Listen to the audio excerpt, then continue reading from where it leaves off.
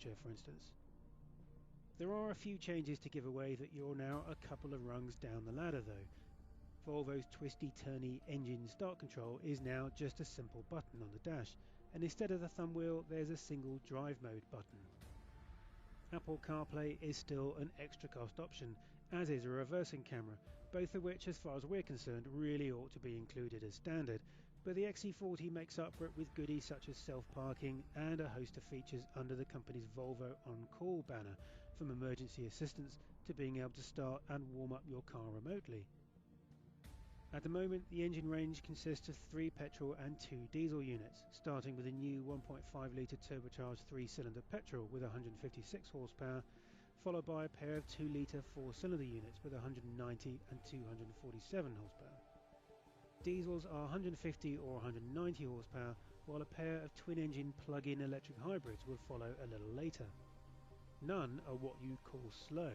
In fact, even the lowliest D3 diesel hits 60 miles an hour in about 8 seconds, while the T5 gets you there in just 6.2. All but the D3 and T3 get all-wheel drive as standard, and while the system defaults to front-wheel drive to save fuel, it can divert up to 50% of the engine's torque to the rear when it needs to. All-wheel drive is always engaged from a standstill too, so getting away cleanly is easy. And while cavorting about on a beach doesn't count as off-roading, the XC40 does boast decent ground clearance of 211mm and a 450mm wading ability. Of course, most XC40s will probably spend their time biffing around town, and it's here that you'll discover that it drives, well, like a Volvo. Some manufacturers spend their time banging on about how their cars have been tuned on the Nürburgring, but the thing is, most people don't even know what that is, let alone have any interest in driving around it. Thankfully, Volvo take a far more pragmatic approach, and the result is a car that has light steering for easy manoeuvrability, a well-judged comfortable ride, and reassuring handling.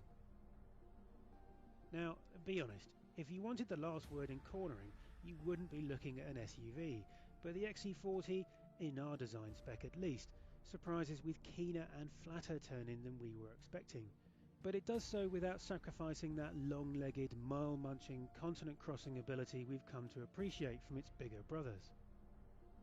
We'll have to wait until we've been able to spend more time with the XC40 to offer any opinions about fuel economy, but the one disappointment for us is that the fuel tank is rather small at just 53 litres. And I guess you could say it all gets a bit pricey once you pick a few options. Prices start at £27,350, but it doesn't take much to find yourself nudging 40 grand. However, market analysts are quoting residual values well above its rivals, and we hear there's now quite a waiting list. That's hardly surprising, and whether you think it looks